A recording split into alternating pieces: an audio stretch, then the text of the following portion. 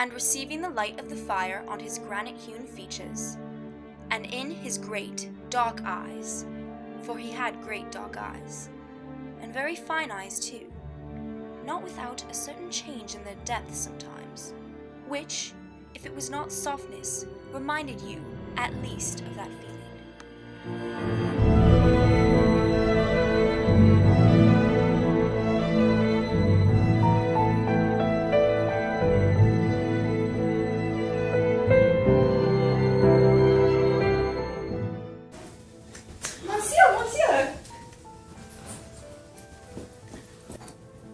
Un cadeau pour mademoiselle?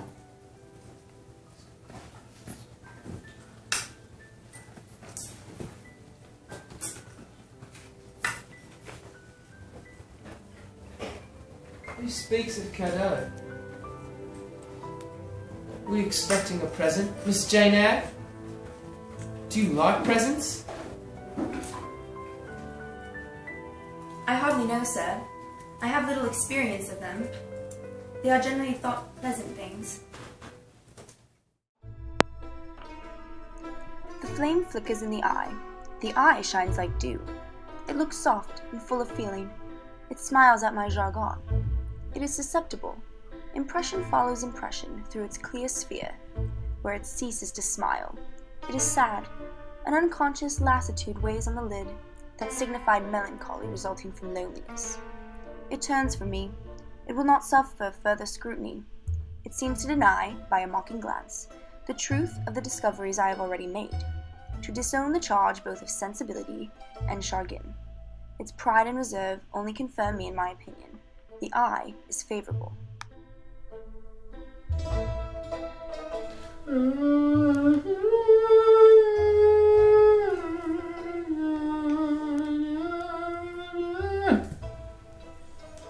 Well, and you want your fortune told, eh?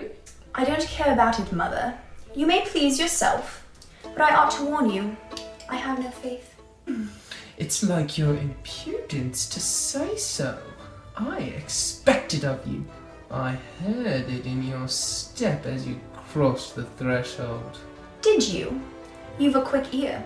I have, and a quick eye, and a quick brain. You need them all in your trade.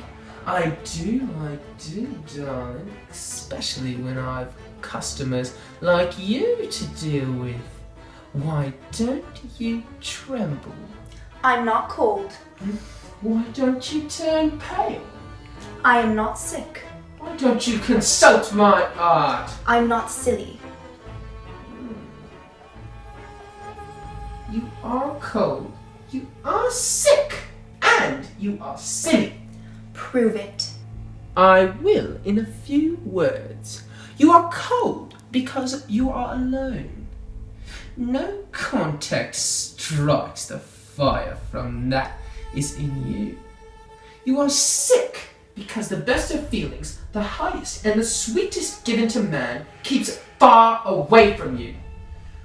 You are silly because, suffer as you may, you will not beckon it to approach, nor will you stir one step to meet it where it awaits you.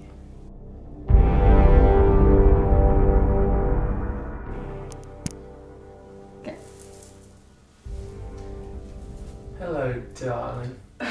Mr. Rochester? It is I. I gladly advanced, and it was not merely a cold word now, or even a shake of the hand that I received, but an embrace and a kiss. It seemed natural. It seemed genial to be so well loved, so caressed by him. Come and bid me good morning.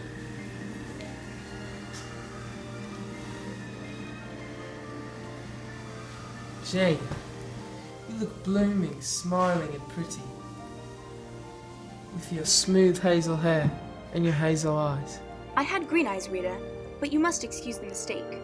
For him, they were newly dyed, I suppose.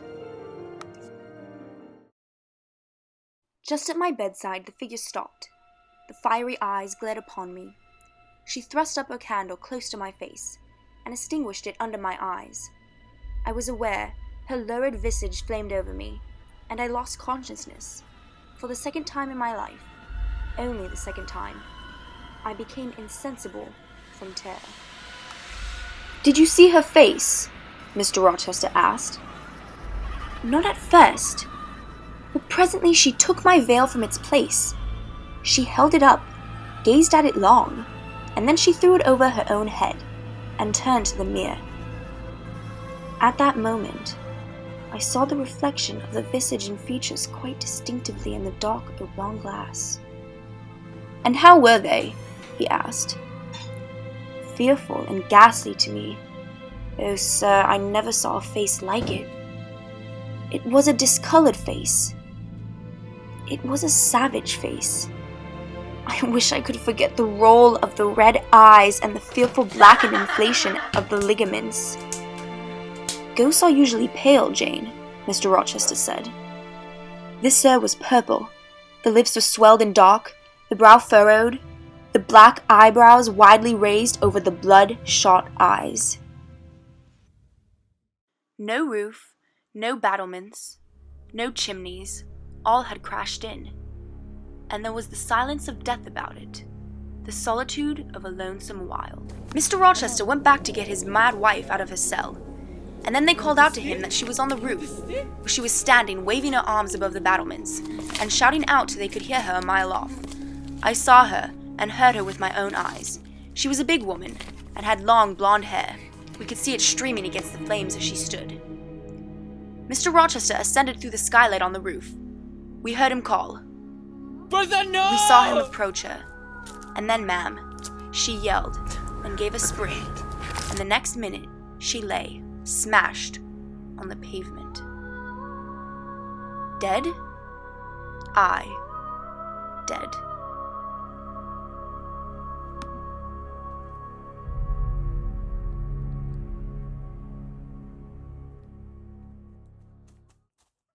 Caged eagle, whose gold-ringed eyes cruelty had extinguished, might look as looked that sightless Samson.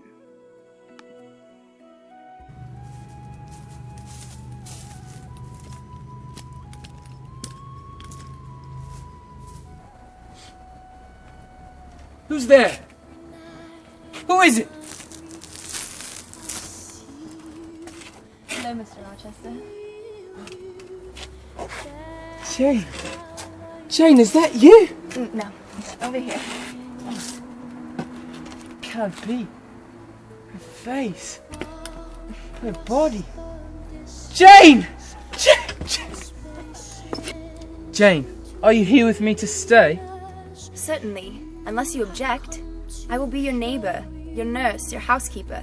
I find you lonely, I will be your companion, to read to you, to walk with you, to sit with you, to wait on you, to be your eyes and hands to you. Cease to look so melancholy, my dear master. You shall not be left desolate so long as I live. Could you but see how much I do love you, you would be proud and content. All my heart is yours, sir. It belongs to you, and with you it would remain, were fate to exile the rest of me from your presence forever. Is that good? What is her name? Hashtag Jane Eyre. Looking at this door, it is mighty fine. Oh, I am blind and I broke my spine. The other day when Bertha, that crazy fat, jumped off of the roof and fell in a ditch. Oh! I got the magic in me. My eyes. Touch that track, it turns into gold. Freaking eyes. Everybody knows I got the magic in me. When I hit the floor, the girls come snapping at me. Now everybody wants the rest of magic. I'm so sorry, I don't know the line. Magic, magic, He's still filming. Filming me. Let's check it out, let tempo blow your mind. Pick a verse, any verse, I hypnotize you with every line. I'll need a volunteer, how about you with the eyes? Come on down to the front, stay right here and don't be shy. I have you time traveling, have your mind